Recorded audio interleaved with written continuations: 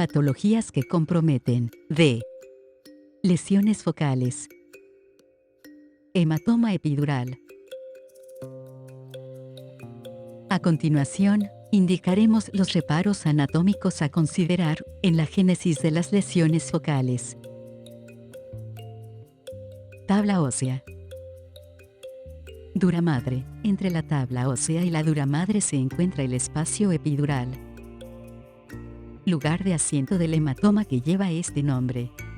Dicho hematoma se forma por dos situaciones, la primera de ellas, una fractura temporoparietal que lesiona la arteria meningea media a medida que sale de su surco óseo al pterigión. Otra posibilidad es que la disección de la dura madre y tabla interna ocurre primero, y después ocurre el sangrado en el espacio así creado. La fuente del sangrado, en el 85% es de origen arterial, siendo la arteria meningea media la fuente más común. Muchos de los casos restantes se deben al sangrado de la vena meningea media o de los senos venosos de la dura madre.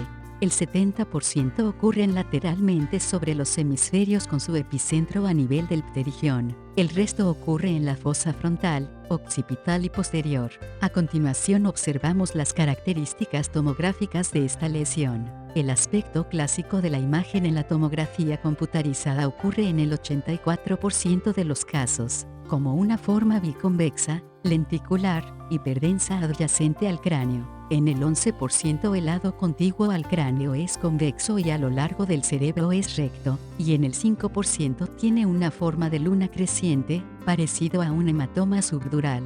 Usualmente, tiene una densidad uniforme, bordes marcadamente definidos en múltiples cortes, alta atenuación, que se correlaciona con sangre sin diluir, usualmente confinada a un segmento pequeño de la bóveda craneal, por lo que el efecto de masa es frecuente. Hematoma subdural.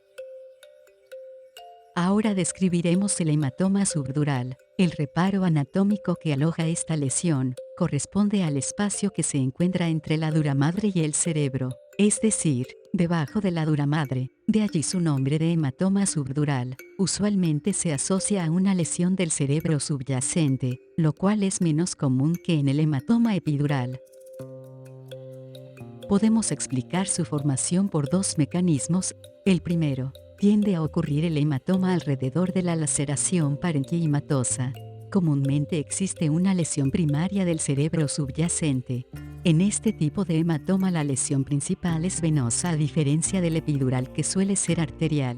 El segundo mecanismo ocurre cuando los vasos de superficie o puentes se laceran por el mecanismo de aceleración y desaceleración durante el movimiento violento de la cabeza. A continuación observamos la representación tomográfica de un hematoma subdural. Se observa una masa en forma de luna creciente adyacente a la tabla interna del cráneo con atenuación incrementada. Usualmente se encuentra sobre la convexidad, pero se puede encontrar interhemisférica, a lo largo del tentorio o en la fosa posterior. Curso MIP, enseñando a salvar vidas.